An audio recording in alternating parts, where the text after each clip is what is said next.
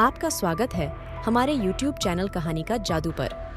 आज हम आपको एक अत्यंत रोचक और शिक्षाप्रद कहानी के साथ लेकर आए हैं, सिंहासन बत्तीसी, भाग 16। दोस्तों, आज हम आपको 16वीं पुतली सत्यवती पाताल लोक की यात्रा की रोमांचक कहानी के बारे में बताएंगे। तो बिना किसी देरी के शुरुआत करते हैं। 16वीं पुतली सत्यवती ने जो कथा कही वह इस प्रकार है। राजा विक्रमादित्य के शासनकाल में उज्जैन नगरी का यश चारों ओर फैला हुआ था। एक से बढ़कर एक विद्वान उनके दरबार की शोभा बढ़ाते थे और उनकी 9 जानकारों की एक समिति थी जो हर विषय पर राजा को परामर्श देते थे तथा राजा उनके परामर्श के अनुसार ही राजकाज संबंधी निर्णय लिया करते थे। एक बार ऐश्वर्य पर बहस छिड़ी तो मृत्युलोक की भी बात चली। राजा को जब पता चला कि पाताल लोक के राजा शेषनाग का ऐश्वर्य देखने लायक है और उनके लोक में हर तरह की सुख सुविधाएं मौजूद है, चूंकि वे भगवान विष्णु के खास सेवकों में से एक हैं, इसलिए उनका स्थान देवताओं के समकक्ष है। उनके दर्शन से मनुष्य का जीवन धन्य हो जाता है। विक्रमादित्य ने सशरीर पाताल लोक जाकर उनसे भेंट करने की ठान ली। उन्होंने दोनों बेतालों का स्मरण किया। जब वे उपस्थित हुए तो उन्होंने उनसे पाताल लोक ले चलने को कहा। बेताल उन्हें जब पाताल लोक लाए तो उन्होंने पाताल लोक के बारे में दी गई सारी जानकारी सही पाई। सारा लोक साफ सुथरा तथा सुनियोजित था।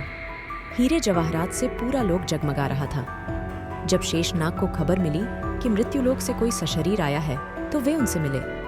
राजा विक्रमादित्य ने पूरे आदर तथा नम्रता से उन्हें अपने आने का प्रयोजन बताया तथा अपना परिचय दिया। उनके व्यवहार से शेषनाग इतने प्रसन्न हो गए कि उन्होंने चलते वक्त उन्हें 4 चमत्कारी रत्न उपहार में दिए। पहले रत्न से मुहमांगा धन प्राप्त किया जा सकता था। दूसरा रत्न मांगने पर हर तरह के वस्त्र तथा आभूषण दे सकता था। तीसरे रत्न से हर तरह के रथ, अश्व तथा पालकी की प्राप्ति हो सकती थी। चौथा रत्न धर्म कार्य तथा यश की प्राप्ति करना सकता था। काली द्वारा प्रदत्त दोनों बेताल स्मरण करने पर उपस्थित हुए तथा विक्रम को उनके नगर की सीमा पर पहुंचाकर अदृश्य हो गए। चारों रत्न लेकर अपने नगर में प्रविष्ट हुए ही थे कि उनका अभिवादन एक परिचित ब्राह्मण ने किया। उन्होंने राजा से उनकी पाताल लोक की यात्रा तथा रत्न प्राप्त करने की बात जानकर कहा कि राजा की हर उपलब्धि में उनकी प्रजा की सहभागिता है।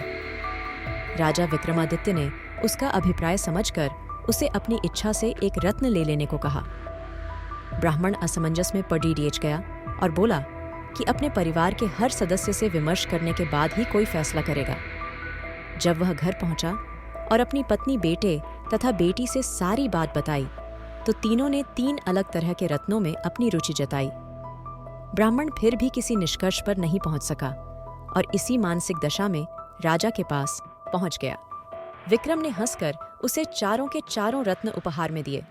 तो यह रही हमारी आज की कहानी, सिंहासन बत्तीसी, भाग 16 सत्यवती पाताल लोक की यात्रा। अगर आपको यह वीडियो पसंद आया हो तो लाइक करें, शेयर करें और हमारे चैनल को सब्सक्राइब करना न भूलें। अब हम मिलते हैं अगले वीडियो 17वीं पुतली भाग 17 विद्यावती। विक्रमादित्य की परोपकार तथा त्याग की भावना सिंहासन बत्तीसी की आगे की कहानी में मिलेंगे। तब तक के लिए धन्यवाद।